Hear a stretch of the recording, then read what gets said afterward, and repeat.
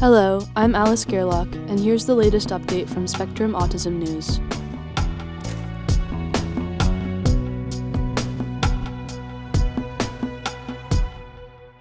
Autism Research at the Crossroads by Brady Huggett. In April of 2021, Emily Wigder finished up a paper titled The Female Protective Effect Against Autism Spectrum Disorder and put it on the preprint server medRxiv. Wigder is a PhD student in human genetics at the University of Cambridge and the Wellcome Sanger Institute in the United Kingdom, and the paper had taken 3 years to complete. It was also the first paper on which she was first author. She was proud of that, and she took to Twitter to promote the work in an 11-part thread. Wigder isn't particularly active on the platform. She mostly retweets, and she has just hundreds of followers, many of whom are geneticists and researchers like her. A handful of them offered admiring comments in replies to her post. But when the paper was published in the peer-reviewed Cell Genomics in June 2022, and she put out a similar 11-tweet thread on 8th of June, the response was quite different. This time, one of the first replies was from an autistic researcher in Australia, who tagged Anne Mehmet and pointed to Wigder's thread as a good one for you to dissect. Mehmet, who is autistic, is an associate at the National Development Team for Inclusion in the UK and sits on the editorial board of the forthcoming academic journal Neurodiversity. Her Twitter handle identifies her as a challenger of poor practice in autism research, and she did indeed dissect Wigder's thread, noting for her followers, now more than 28,000 on 12th of June, Wigder's use of the words female protective effect and risk and autism spectrum disorder, and the description of autistic study participants as male and female cases. Mehmet, who declined multiple interview requests for this article, also blogged a criticism of the paper. That helped boost the signal, as did replies and retweets from several other neurodiversity advocates. Then the negative comments came flooding in. The paper was labeled ableist, eugenic, transphobic, and intersexist.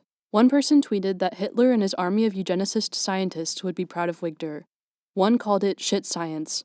A few simply gave her some version of fuck you. Monique Boetta, who is autistic and uses they-them pronouns, was watching all this. Boetta, a research fellow at the University of Surrey in the UK, has been on the receiving end of some nasty interactions, both in person and on Twitter, and knows how unpleasant it can be. For this reason, Boetta did not want to add to the Twitter storm settling over Wigder. They instead crafted a measured response, mentioning their dislike of Wigder's use of the word cases, but otherwise showing a restraint that can be difficult to maintain, Boetta admits, given how exasperating the current state of autism research can be. The Twitter account Autism SUP-SOC, however, took a different approach. The account, which, quote, endeavors to raise autistic voices and empower autistic rights, has more than 14,000 followers, and it went after the scientists in Wigder's timeline. It tagged more than 100 of them in a long thread on 12th of June, informing them they were guilty of retweeting Wigder's ableist and bigoted comments and giving them 6 days to fix their error. The account said it would update the thread on 18th of June, Autistic Pride Day, to, quote, document what action you personally took so that history will always remember what you did when called upon to correct your mistakes. The scientists did nothing, and Wigder, who also declined to be interviewed for this article, never responded to any of this. By the end of 14th of June, the mob had mostly moved on. Conflict between non-autistic researchers and autistic people is not new. It can be seen as far back as the 2008 International Society for Autism Research, INSAR, annual meeting in London. The meeting was referred to as IMFAR at the time. That year, the French researcher Thomas Bourgeron gave a keynote speech titled Synaptic and Clock Genes in Autism Spectrum Disorders. In the audience was Lawrence Arnold, a British autistic self-advocate, who was director and a trustee of the National Autistic Society in the UK, and a relatively new PhD candidate at the University of Birmingham at the time. Also sitting in on the keynote was autism researcher Matthew Belmont. As Geraldine Dawson of Duke University gave opening remarks about Bourgeron's work, Arnold began to mutter his displeasure. Pretty soon, other attendees could hear it, and Belmont could hear it too. Finally, Arnold raised his voice and clearly asked Dawson why so much of the research at the conference discussed autistic subjects and healthy controls, as if autistic people were diseased. That was enough for Belmont. He has a brother with autism who is non-speaking, and Belmont hoped that genetic research might lead to more insight and breakthroughs that would benefit people like his brother. Almost before he knew it, Belmont had stood up. "I'm so tired of hearing this crap," he snapped at Arnold. Activity in the room stopped, and heads pivoted to Belmont. Arnold turned to face him too. He waved his cane at Belmont. "You need to listen to autistic people," he said. Tensions have bubbled over in conferences ever since. At INSAR, stories circulate about hostile parents berating neurodiversity proponents, and autistic self-advocates shouting at researchers during presentations. There has been enough friction that in 2020, INSAR leadership put in place an official policy against harassment and discrimination, laying out, among other things, rules against doxing, stalking, and disrupting talks or events during the conference. Evdokia Anagnostou, who is on INSAR's board and was a keynote speaker at the 2022 annual meeting, admits that it can be somewhat of a relief to put the tensions of that conference behind her. After INSAR last year, she traveled to Italy to attend a Gordon Research Conference on Fragile X syndrome and other autism-related conditions. The conference is not well attended by self-advocates, and researchers there were just taking a deep breath, she said. It was comforting to know that if a presenter used the wrong word, it would not be, quote, the end of the world. At first glance, the tension is not hard to explain.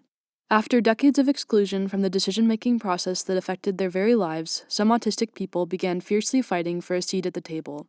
But the issue is more complex than just a power struggle, and it's threatening progress across the field. From 2015 to 2018, researchers at Yale University recruited children for a study investigating the fear response in autistic versus non-autistic children, enrolling toddlers about 2 years old from both cohorts. With parents close by, the children interacted with a toy spider, a person wearing a grotesque mask, a stranger, and a toy dinosaur for less than 1 minute per item, while researchers gauged their reactions. When the study was published in 2020, Mehmet put out a 23-tweet thread, which included statements such as that it seems no one at the Yale team cared what happened to the children, and that there was no mention of ethical oversight. Her thread was retweeted more than 750 times and quote retweeted more than 500, and her followers weighed in. One called the study, quote, Nazi-like, and another labeled it sick child torture, and a third labeled it fucking abhorrent. One account laid out a 3-part action plan calling for identifying the paper's authors and tagging them in criticisms and protests, informing Yale donors that they were funding child abuse, and notifying the police because, quote, a crime is still a crime. Onward this spun until Yale and the study leaders put out a statement 9 days after the paper was published. The release pointed out that, quote, descriptions of the study have been misinterpreted and that the study had been cleared by Yale's Institutional Review Board, adhered to federal ethics guidelines, and obtained signed consent from parents who could withdraw their children at any time. Yet autism activism has also stopped studies from even starting.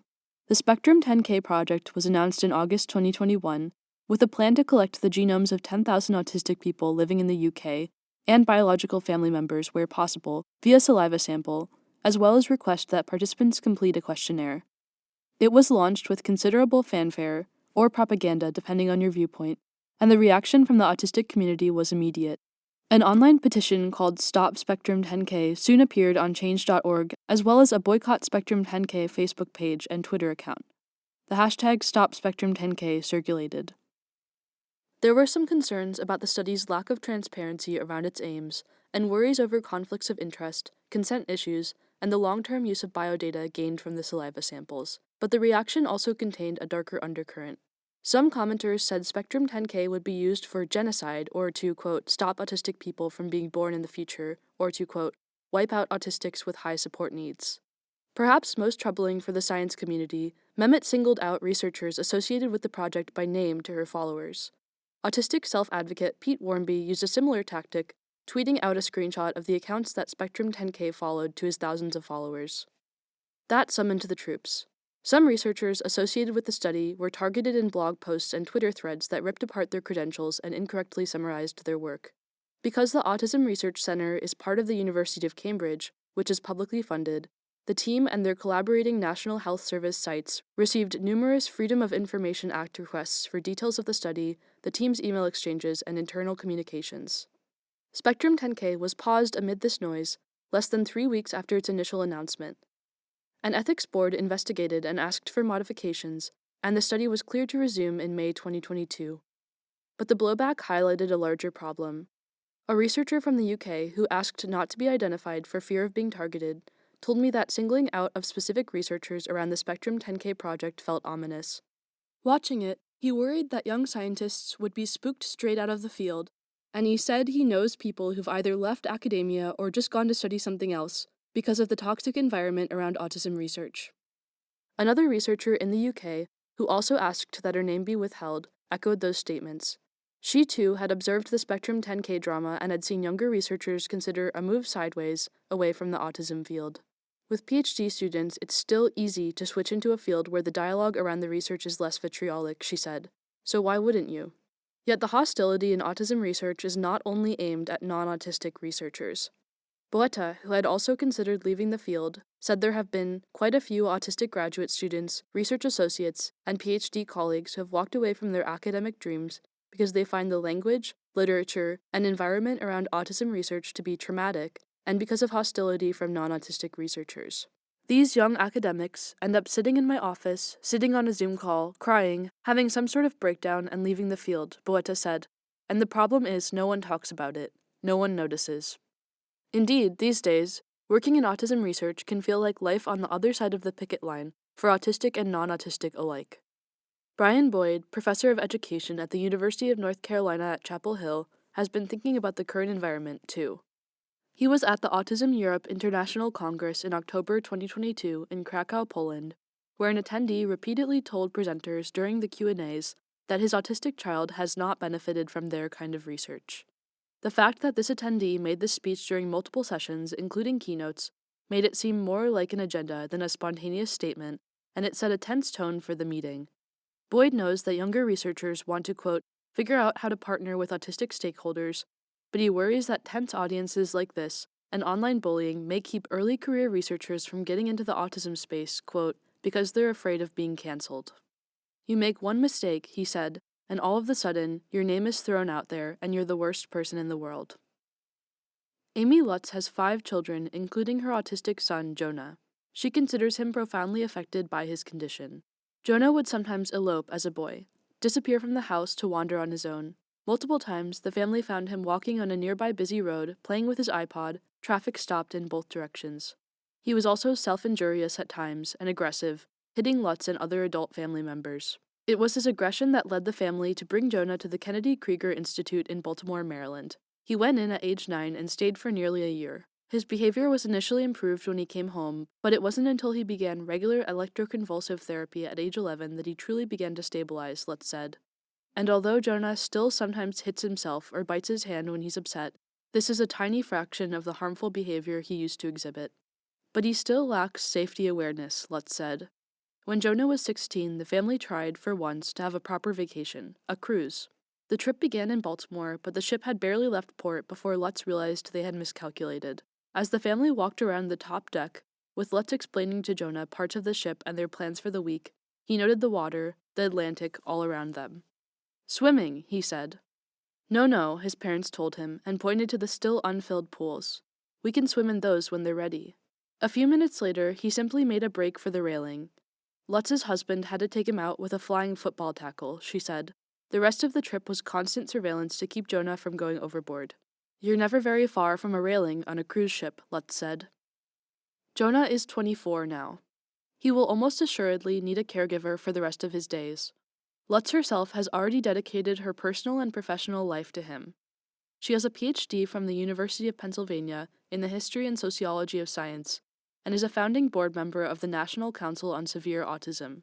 She would like an official way to differentiate Jonah, his needs, and his experiences from the autistic people who are less or differently affected by their autism. So when the Lancet Commission on the Future of Care and Clinical Research in Autism report was released online in December 2021, Lutz felt a flash of hope.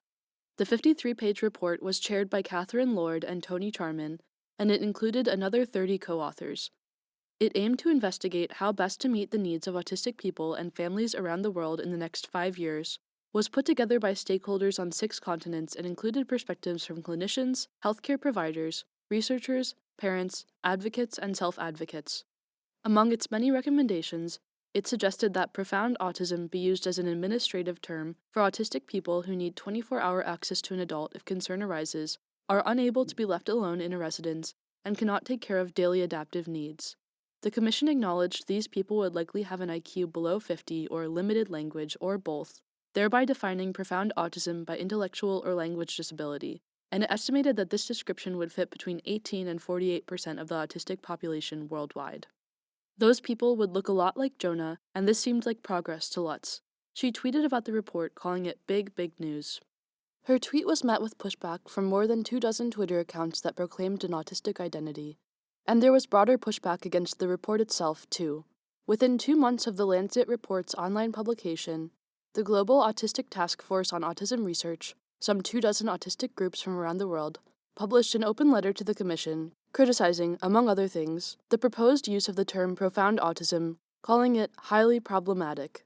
Then in September, Elizabeth Pellicano and her colleagues published a paper titled A Capabilities Approach to Understanding and Supporting Autistic Adulthood, writing that, although some have called for the creation of a separate profound or severe autism diagnostic category for those with the most severe impairments, the authors felt the label would potentially exclude a swath of autistic people from the concern, dignity, and respect offered to others.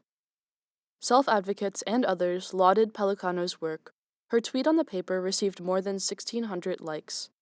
But for Lutz, it feels like every step forward is met with this kind of resistance, and that can be maddening. She is sure the neurodiversity movement is biased in favor of its own high-functioning membership, she said, and is willfully ignoring the reality of people such as Jonah and families such as hers. The autistic self-advocates who are dominating the conversation online think they know what it is like to be Jonah, she told me, but they don't because they were never severe. What Lutz is complaining about is called partial representation, a term used to describe a group, political, social, whatever, that purports to speak for the entirety of its members but fails to do so. Lutz wrote a 2020 paper on this topic with Matthew McCoy, who teaches medical ethics at the University of Pennsylvania. They defined partial representation as an actor claiming to, quote, represent a particular group of people, but appropriately engages with only a subset in that group. Partial representation might be seen as far back as the birth of the neurodiversity movement. In 1993, at the International Conference on Autism in Toronto, Canada, an autistic person named Jim Sinclair took the stage to deliver a presentation. Sinclair's speech, titled Don't Mourn for Us, is often credited with kicking off today's self-advocacy movement. The speech began with the statement that parents often report that learning their child is autistic was the most traumatic thing that ever happened to them. And Sinclair went on to describe the grief parents felt as the loss of the normal child they hoped for but who never came into existence. Yet a child did come into existence, an autistic one, Sinclair said, reminding the audience that their child is here, waiting for you. It was a watershed moment, and in the nearly 30 years since that conference, the neurodiversity movement has swelled. But if there's a fly in the ointment of that speech, it is the reality that some autistic people lack even basic verbal communication skills, never mind the gift for prose that Sinclair showcased while addressing a crowd and speaking about, quote, us. McCoy said that to avoid partial representation in autism, a group would need to interact with those who are able to articulate their own interests, but also those with the most profound autism and patients and caregivers, as well as doctors and others. If a group relies solely on engagement with autistic self-advocates to understand the interests of the broader autistic population, then it carries a risk of bias, the paper states. The paper also suggests that partial representation has long been part of the broader autism community. At least in its early days, Autism Speaks failed to engage appropriately with autistic self-advocates, the authors wrote, while ASAN, the Autistic Self-Advocacy Network, has failed to engage appropriately with parents raising concerns on behalf of their children. Zoe Gross is Director of Advocacy at the Autistic Self-Advocacy Network, ASAN. She is autistic and has worked in advocacy for more than a decade, including with the American Association of People with Disabilities. She also founded the Disability Day of Mourning in 2012. The day is meant to commemorate people with disabilities who are killed by a parent or other household member through direct action, or sometimes inaction such as neglect. The group behind it has archived hundreds of names going back as far as 1980. The event that spurred the founding occurred on 6th of March 2012, when a woman named Elizabeth Hodgins in Sunnyvale, California, shot her autistic son, George, 22 years old at the time, and then committed suicide herself. The husband came home to find the bodies. This, of course, made the local news, and given that the mother was already dead, reporters tread lightly, carefully avoiding blame as they tried to explain how such a horrific thing could have happened. Newspapers relayed that George was, quote, low-functioning and high-maintenance, and had limited use of language. Reporters wrote that he had formerly gone to an autism center, but for a few months had been at home full-time, often alone with his mother. Neighbors speculated that Hodgins was exhausted from this new, constant caregiving and that she'd had a nervous breakdown. Yet no one interviewed an autistic person. If they had spoken to Gross, for instance, they would have gotten a different view of things. They would have heard that the tragedy here was not that George was autistic, as the reporters seemed to suggest, but that he was murdered. They would have heard that George's disability did not somehow make that murder more acceptable. And they would have heard that George's death would be mourned by those who knew and loved him and that his life had value. That line of thinking was nowhere in the media coverage. And it is exactly this kind of blindness from the mainstream majority that makes self-advocates as tenacious as they are. For decades in the medical arena, autistic people have been studied in an extractive way, Gross said. Scientists asked for genetic material or a brain donation upon death, but wanted no input from autistic people on what to do with those things. The relationship was all take and no give. This imbalance is partly what drew Gross into advocacy. ASAN has worked forcefully, often collaboratively, for change in the world of autism. The group has official positions on applied behavior analysis, ABA, genetic research, and discrimination in healthcare, among many other areas, but ASAN understands that a key to advocacy is compromise, and that toxic behavior makes it easy for policymakers to ignore you. So it is not ASAN that is comparing autism researchers to Nazis. That comes from legions of individual Twitter handles, Facebook accounts, and online warriors whose power lies in their outraged tone and sheer volume. Many of these people are young, autistic, and not particularly interested in hearing the nuances around scientific terminology or explanations on why all genetics is not eugenics. They have gathered online to fight against a world they feel has callously swept them aside for decades, and that sometimes includes non-autistic trolls and the parents of autistic children. With good reason, for autistic self-advocates have countless moments in history to point to. The Willowbrook scandal, the use of aversives in ABA therapy, the ties between autism research and eugenics. Given that these things occurred within the past century, autistic self-advocates are correct in continuing to sound the alarm, said Ari Neyman, disability activist and ASAN co-founder. And anyway, there are technological advances today that need careful scrutiny. It's possible there could be a prenatal test that speaks to probabilities for autism, he said, which could lead parents to abort autistic children. And, he said, if one considers the possible use of CRISPR technology to modify heritable genetic conditions, then the concerns of autistic people around eugenics are legitimate. Autistic people and advocates are also keenly aware of where our true power lies, and it's not on Twitter. Shannon Desrochas Rosa is senior editor of Thinking Person's Guide to Autism, a neurodiversity advocate and the parent of an autistic child. She said it is the biomedical community and its funders who hold the key to the future of autism research, leaving the disenfranchised autistic community with just its voice. It is unreasonable to expect that the voice will always be diplomatic, especially given that autism can be considered a social disability. And sometimes, she said, that voice will come out as bullying, because what other power do they have? I mean, they're furious, but that doesn't mean they're wrong. Often, what they are furious about boils down to money. Neyman said that the greatest return on investment for autistic people comes from services and quality of life studies, and those areas are dramatically underfunded. Indeed, the greatest portion, 44%, of autism research dollars in 2018 went to questions around the biological aspects of autism, as tabulated by the U.S. Interagency Autism Coordinating Committee. The second largest portion, about 20%, was risk factors, which encompasses both genetic and environmental concerns. That is more than 60% of funding dedicated to the causes of autism. Meanwhile, services and lifespan issues were allotted just 6% and 3% of funding, respectively. Perhaps most angering for neurodiversity advocates, there has been little change in the pie portions over time.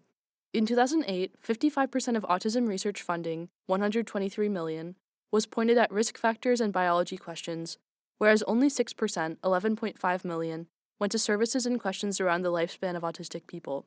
After a decade of shouting from neurodiversity activists, 63% of funding, $247 million in 2018, went to risk factors and biology, but services and lifespan issues had moved to just 9%, $36 million. Much of this imbalance comes from the existence of specific funders such as the Simons Foundation, of which Spectrum is a part, though editorially independent. The Simons Foundation Autism Research Initiative gave out more than $44 million in grants in 2021, aimed solely at understanding, diagnosing, and treating autism. Neurodiversity advocates would like to see more going towards services and quality of life issues, but the portions of the pie are unlikely to change unless the U.S. government increases its funding or organizations such as the Simons Foundation reimagine their mission. Yet, even the differing goals for research do not fully explain why neurodiversity advocates and researchers, and some parents, are so dug into their positions. That also comes down to matters of the mind. Damian Milton is autistic, a senior lecturer in intellectual and developmental disabilities at the University of Kent in the UK, and a consultant to the National Autistic Society. He's also the father of more than one neurodivergent child. He is outspoken and active on Twitter, and for these reasons has faced his share of criticism, even from neurodiversity advocates, some of whom find him not activist enough, he said. But he's maybe best known for his paper on the double empathy problem published in 2012. It has become a central tenet in thinking about how autistic people interact with the rest of the world. The paper states that whereas autism is often defined as a deficit in theory of mind and social interaction, the double empathy problem posits that the communication and social difficulties of autistic people are, quote, a question of reciprocity and mutuality. Milton wrote that, although it is true that autistic people often lack insight into neurotypical perceptions and culture, it is equally the case that neurotypical people lack insight into the minds and culture of autistic people. Neither group truly understands each other, he told me, and both cultures are more at home interacting with people like themselves. He thinks this dual misunderstanding is partially responsible for tensions in the broader autism community. These two groups have a totally different set of experiences and way of making meaning from those experiences, he said, and added that what's bullying to one person is righteous anger to another. Miscommunication caused by the double empathy problem makes de-escalation harder, but so can the nature of autism itself. As Desroches Rosa pointed out, autism is categorized as a social disability, and researchers have long suggested that inflexible thinking is a component of it. They are loath to point that out publicly when discussing today's tensions, but some suspect that the logjam in dialogue has something to do with the characteristics of autism.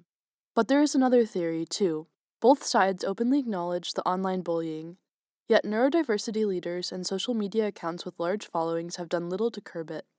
That might be partially because muffling the anger seems pointless. Boetta doesn't believe there is a tone that will particularly be accepted.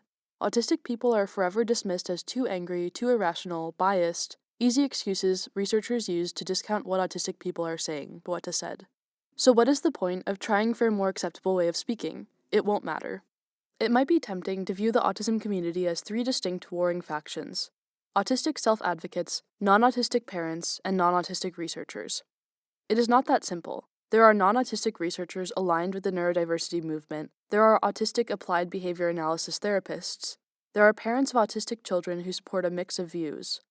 The messiness of the dynamics might make it seem even harder to come together. Yet Milton believes a good first step towards better relations would be requiring young researchers to be trained on language use. If principal investigators are sending their PhD students out to recruit participants or present work without knowledge of the current controversies or language sensitivities, then they are setting that student up for quite a traumatic experience, he said. Experienced researchers agree with this. Anagnostou said it is up to the lead investigators and lab leaders to educate neophytes on language, what the current controversies are, and what to expect from conference audiences. As senior people, we owe our young people a little bit of a more sophisticated conversation about the implications of their work, she said. It isn't fair for young scientists to arrive at a conference and not know that neurodiversity advocates might shout from the audience, or that there are different points of view about the words used in scientific presentations. If these younger researchers were better educated, that can take some of the sting out of the room. Mostly, however, the feeling is that autism research is caught up in a moment, and the tension isn't going to go away anytime soon. Boyd, the University of North Carolina researcher, is non-autistic, but he's also a gay black man, and he's more than familiar with the ways in which minority communities fight oppression. He knows that without upheaval, nothing changes. We're going through a disability rights movement in autism, he told me, and I think those of us who are neurotypical are going to have to do a little bit of acceptance that we're going to feel uncomfortable in this space right now, because there's a marginalized group who's asking, rightfully, for their voice to be heard. In social and political movements, activists have a range of tools at their disposal. Collaboration is one, and groups like ASAN have used this to great effect. Confrontation is another tool. Social media has been a boon to communities of all kinds, including the neurodiversity movement, but it has also made confrontation an easy tool to deploy. For some advocates, it can be as quick and simple as logging on, metaphorically throwing rocks for the cause, and then logging off, Gross said. But the problem is that confrontation sometimes fails in the long run. As a tool, it operates as a kind of hammer, good for smashing things and getting attention, but not for winning hearts and minds. In their article, The Paradox of Victory, Social Movement Fields, Adverse Outcomes, and Social Movement Success, Brute Usim and Jack Goldstone wrote that if a group's actions polarize the social movement field, then even initial successes are unlikely to last. Enduring success, they wrote, comes from gaining support from a variety of people in the social movement field, thereby creating a stable new consensus among multiple key actors. Right now, the autism field feels far from a broad consensus, and collaboration might seem in short supply. Especially on social media, the hammer rules the day. Yet even Anagnostou, who has been criticized online herself, can understand this. She knows that many autistic people have been living difficult lives in a neurotypical world for a long time. She knows they are sick of it, and she knows self-advocates play a critical role in driving change. So I'm okay with the hammer, she told me, but those wielding it need to know its limitations.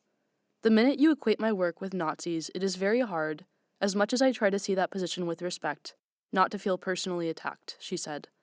Accusations like that are not made in good faith, nor do they recognize her years of service to a needful population, and without at least that modicum of truth about her life and her efforts, in those moments of feeling attacked, it leaves her unwilling to engage in conversation. The end result is more polarization, a halting of progress, and a decrease in collaboration. For those reaching into the toolbox for the hammer, she said, we need to be clear that that is not moving us forward.